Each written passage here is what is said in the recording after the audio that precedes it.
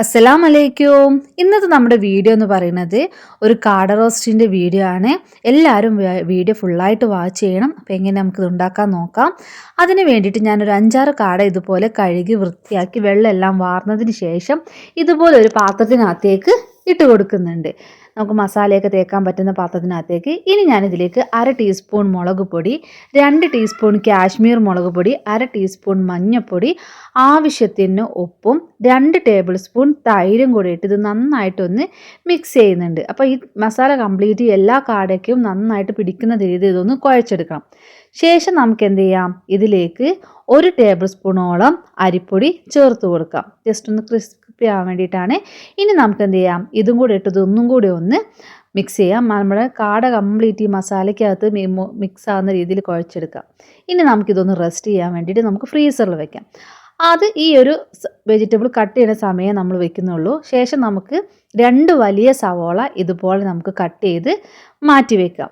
ഇനി ഇതിലേക്ക് ഞാൻ എടുക്കുന്നത് ഇതുപോലത്തെ ഒരു വലിയ തക്കാളിയാണ് എടുക്കുന്നത്. അപ്പോൾ തക്കാളി നമുക്ക് ഇതുപോലെ നീളത്തിലൊന്ന് കട്ട് ചെയ്ത് മാറ്റി വയ്ക്കാം. ഇനി ഞാൻ എടുക്കുന്നത് ഒരു ചെറിയ കഷ്ണം ഇഞ്ചിയാണ്. അത് നമുക്ക് ഇതുപോലെ ഒന്ന് ക്രഷ് ചെയ്യാം. ശേഷം ഒരു 6 നമ്പറോളം വെളുത്തുള്ളിയും കൂടി ഇട്ടൊന്ന് ക്രഷ് ചെയ്യുന്നുണ്ട്. ഇനി ഞാനിതിലേക്ക് 1/2 ടീസ്പൂൺ ചെറിയ ജീരകവും 1/2 ടീസ്പൂൺ വലിയ ജീരകവും 1/2 ടീസ്പൂൺ ഉലുവയും ഇട്ടിട്ട് ഒന്നുകൂടി ഒന്ന് ക്രഷ് ചെയ്യുന്നുണ്ട്.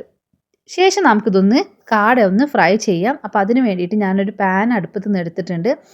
അതിലേക്ക് ഫ്രൈ ചെയ്യാൻ ആവശ്യമായ ഓയിൽ ഒഴിച്ചു കൊടുത്തതിന് ശേഷം ഒരു 1/2 ടീസ്പൂൺ കോൺഫ്ലവർ പൗഡർ ഇട്ട് കൊടുക്കുന്നുണ്ട്. ഇങ്ങനെ ഇടുന്നത് എന്തിനാണെന്ന് വെച്ചാൽ നമ്മൾ പൊരിക്കുന്ന ഈ കാടയിലായാലും ഇപ്പോൾ ചിക്കനിലൊക്കെ നമ്മൾ എണ്ണ ഒത്തിരി പിടിക്കാതിരിക്കാൻ വേണ്ടിയിട്ടാണ് ഇങ്ങനെ ചെയ്യുന്നത്. അപ്പോൾ നിങ്ങൾക്ക് വേണമെങ്കിൽ കോൺഫ്ലവർ പൗഡർ ഇട്ടാൽ മതി, ഇല്ലെങ്കിൽ ഇടേണ്ട ആവശ്യമില്ല. ഇനി നമുക്ക് എന്ത് ചെയ്യാം, ഈ കാടയെല്ലാം ഒന്ന് ഫ്രൈ ചെയ്തെടുക്കാം. അപ്പം ഞാനിത് 2 സെക്ഷനായിട്ടാണ് ഫ്രൈ ചെയ്തെടുക്കുന്നത്. അപ്പം നമുക്ക് തിരിച്ചും മറിച്ചിട്ട് കാട നന്നായിട്ടൊന്ന് ഫ്രൈ ചെയ്ത് വരണേ ഒന്ന് ചെറിയ തീയിൽ വെച്ചൊന്ന് ഫ്രൈ ചെയ്തെടുക്കാം. അപ്പോൾ നമ്മുടെ കാടയെല്ലാം ഒന്ന് ഫ്രൈ ആയി കിട്ടിയിട്ടുണ്ട്. അപ്പോൾ ആദ്യത്തെ സെറ്റ് ഇതുപോലെ ഞാൻ ഫ്രൈ ചെയ്ത് എടുത്ത് മാറ്റുന്നുണ്ട്. അപ്പോൾ നിങ്ങൾക്ക് നോക്കിയാൽ മനസ്സിലാവും നമ്മൾ ഒഴിച്ച ഓയിൽ കംപ്ലീറ്റ് അതിനകത്ത് തന്നെ ഉണ്ട്. അപ്പം ഇത് വേണ്ടാന്നുണ്ടെങ്കിൽ കോൺഫ്ലവർ പൗഡർ ഇടുന്ന ആ ഒരു സ്റ്റെപ്പ് നിങ്ങൾക്ക് ഒഴിവാക്കാവുന്നതേ ഉള്ളൂ. ഇനി ഞാൻ എൻ്റെ കയ്യിലുള്ള ബാക്കി കാടയും കൂടെ ഇതിനകത്തേക്ക് ഇട്ടിട്ട് ഒന്ന് ഫുള്ളായിട്ട് ഫ്രൈ ചെയ്തെടുക്കുന്നുണ്ട്. ഇനി നമുക്ക് എന്ത് ചെയ്യാം, ഇത് റോസ്റ്റ് ആക്കാം. അപ്പം അതിന് വേണ്ടിയിട്ട് ഒരു പാൻ അടുപ്പത്ത് വെച്ചിട്ടുണ്ട്. അത് നന്നായിട്ട് ചൂടായി വരുന്ന സമയത്ത് നമ്മൾ ഈ കാട ഫ്രൈ ചെയ്ത ഓയിലിൽ നിന്ന് ഒരല്പം ഓയിൽ നമുക്കിതിലേക്ക് ഒഴിച്ചു കൊടുക്കാം. അതിനുശേഷം നമ്മൾ ചതച്ച് വെച്ചിട്ടുള്ള ഇഞ്ചിയും വെളുത്തുള്ളിയും ജീരകവും എല്ലാം ചതച്ച് വെച്ചിട്ടുള്ള അതിനകത്ത് ഇട്ടിട്ട് ഒന്ന് മൂപ്പിച്ചതിന് ശേഷം നമ്മൾ അരിഞ്ഞ് വെച്ചിട്ടുള്ള സവോള നമുക്ക് എന്ത് ചെയ്യാം, ഇതിലേക്ക് ഇട്ട് കൊടുത്തൊന്ന് മിക്സ് ചെയ്യാം. അതൊന്ന് മിക്സായി വരുമ്പോൾ അതിലേക്ക് ഒരു അല്പം ഉപ്പും കൂടെ ചേർത്ത് കൊടുത്ത് നമുക്കതൊന്നും കൂടി ഒന്ന് മിക്സ് ചെയ്ത് അടച്ച് വെച്ചൊന്ന് കുക്ക് ചെയ്യാം. ഇതൊരു ചെറിയ ബ്രൗൺ ആവുന്ന സമയം വരെ നമ്മൾ കുക്ക് ചെയ്യണം. കാരണം സവോള നന്നായി വായന്നാലേ മസാലക്കൊരു ടേസ്റ്റ് ഉണ്ടാവുള്ളൂ. അത് വായുന്നതിന് ശേഷം നമുക്കൊരു പച്ചമുളക് കീറിയതും അതുപോലെ തന്നെ തക്കാളിയും കൂടി ഇതിലേക്ക് ഇട്ട് കൊടുത്തൊന്ന് വഴറ്റാം. എരിവ് ആവശ്യമുണ്ട് നിങ്ങൾക്ക് പച്ചമുളക് കൂടുതൽ ഇടാവുന്നതേ ഉള്ളൂ. അതും കൂടി ഇട്ട് നമുക്കിതൊന്നും കൂടി ഒന്ന് മിക്സ് ചെയ്ത് വെക്കാം. അപ്പം നമ്മുടെ മസാല ഏകദേശം ഒന്ന് സെറ്റായിട്ടുണ്ട്.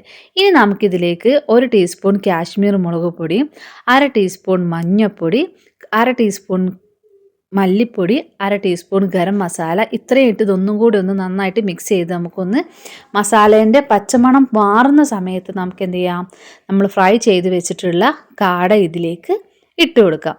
കാടയും കൂടി ഇട്ട് നമുക്കിതൊരു 2 മിനിറ്റ് അടിച്ച് വെച്ചൊന്ന് കുക്ക് ചെയ്യണം. അപ്പോഴേ ആ മസാല കംപ്ലീറ്റ് ഈ കാടയായിട്ടൊന്ന് മിക്സായി കിട്ടത്തുള്ളൂ. ഇനി നമുക്ക് എന്ത് ചെയ്യാം, ഒന്നും കൂടി ഇതൊന്ന് മിക്സ് ചെയ്ത് അടച്ച് വെച്ച് അതിനുശേഷം നമുക്കിതിലേക്ക് ഒരു അല്പം മല്ലിച്ചപ്പും കൂടി ഇട്ട് ഒന്നും കൂടി ഒന്ന് അടച്ചു വെച്ച് വേവിക്കാം.